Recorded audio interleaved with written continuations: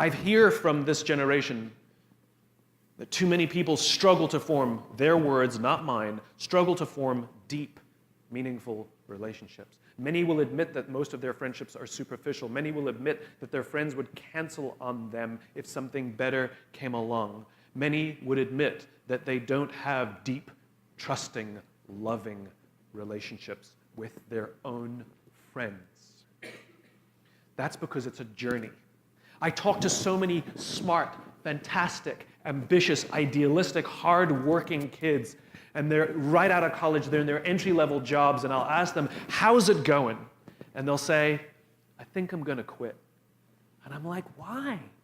They say to me, I'm not making an impact. I'm like, you know you've been here 8 months, right?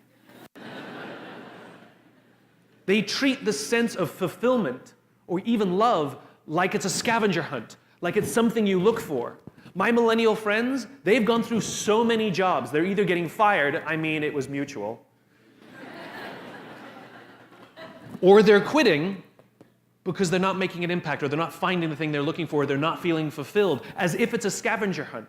Love, a job you find joy from, is not something you discover. It's not like, I found love. Here it is. I found a job I love. That's not how it works. Both of those things require hard work. You are in love because you work very hard every single day of your life to stay in love. You find a job that brings you ultimate joy because you work hard every single day to serve those around you, and you maintain that joy. It's not a discovery. But the problem is this sense of impatience.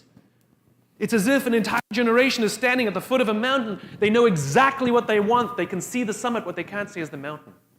This large, immovable object. That doesn't mean you have to do your time. That's not what I'm talking about. Take a helicopter, climb, I don't care. But there's still a mountain. Life, career fulfillment, relationships are journeys. The problem is, this entire generation has an institutionalized sense of impatience. And do they have the patience to go on the journey to maintain love, to feel fulfilled? Or do they just quit and on to the next, dump and on to the next, ghost and on to the next? And by the way, ghosting means the lack of skill to have a confrontation. You date somebody for 6 months, 8 months, and then just stop replying. You just delete them from everything. Now, for the person who's doing the ghosting, oh, that's certainly easier than a confrontation. But the person on the receiving end of the ghosting, it's like there's a death. They're suddenly shunned. There's panic. They call out, they're worried. They call out, they're worried. They think it's you. They think it's them. Do you have any idea the destruction that we reap on people by ghosting them? And then because there's the lack of social skills to call out and ask for help, they internalize, and it makes them feel awful to the point. At the worst, they will kill themselves. Slightly one level down, they'll get depressed. But the lowest level that we can hope for is they will go through life, and I'm not talking about ghosting, I'm talking an entire generation, that if we don't fix this, we'll go through life where everything's just fine. My friendships are fine. My work is fine. You know, same old, same old. Nothing's ever amazing. And the scavenger hunt continues. And then you go to the fourth observation, the most egregious of all of them, environment. We're taking a generation that has lower self-esteem. We're taking a generation that has a lack of coping mechanisms to deal with stress. We're dealing with a generation that wants all those things fixed immediately, and we're placing them in work environments that values money more than people. Do you know that most of the business philosophies, most of the business theories that we embrace and see as standard today are not standard? They're theories left over from the 80s and 90s.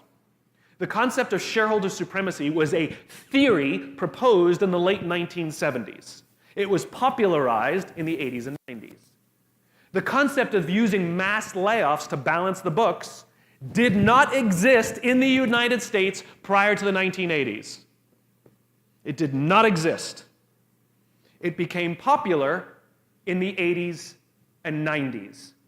The 80s and 90s were boom years. Anyone could make money. Relative peace, a kinder, gentler Cold War. And so all of the business theories that were put forth were very, very selfish and all about enriching ourselves. And they worked for those times. But these times are different. These are not peaceful times. These are not boom years. There's globalization and the internet, which has now made everything vastly more complicated, and those theories do not work anymore. Worse, they're having side effects. It's really bad. Because what we do is we destroy corporate cultures. The idea of using mass layoffs, can you imagine sending someone home and saying, I'm sorry, I can no longer provide for our family because the company missed its arbitrary projections this year. That's what we're doing. That's like a coach prioritizing the needs of the fans over the needs of the players, hoping to build a great team. It doesn't work. We dismantled things like the Glass-Steagall Act. Glass-Steagall was passed after the Great Depression to prevent another Great Depression from happening. It was dismantled in the 80s and the 90s in the name of profit. Okay? Do you know how many stock market crashes we had between the Great Depression and the dismantling of Glass-Steagall? The answer is 0. And since they dismantled Glass-Steagall, we had 87, the dot-com crash, 2008. We've had 3 stock market crashes because we removed the safety mechanisms that prevent stock market crashes from happening, all in the name of individual advancement and profit. And these are the corporate cultures we've built. Corporate cultures that value numbers over people. And they are not standard business practices. They are new, and they are broken, and they are dangerous, and we're asking a young, wonderful, ambitious, amazing generation that needs us to work in these environments. Whether we like it or not, we have to take responsibility for the bad hand that you've been dealt. It is up to the companies to create an environment in which you can build your self-confidence.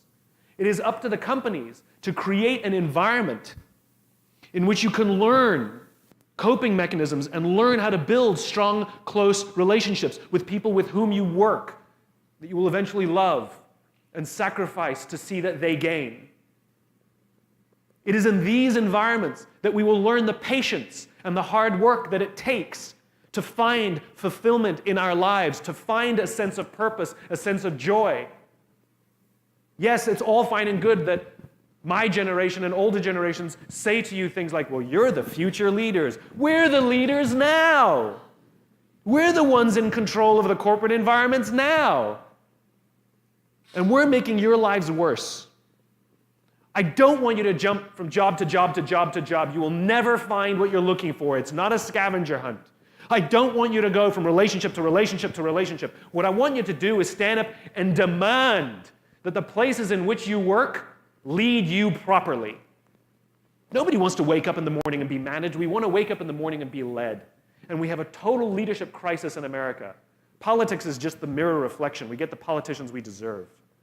We're the divided ones. We're the selfish ones. We're the broken ones. We're the ones who would sooner sacrifice somebody else so that we may gain. It's us.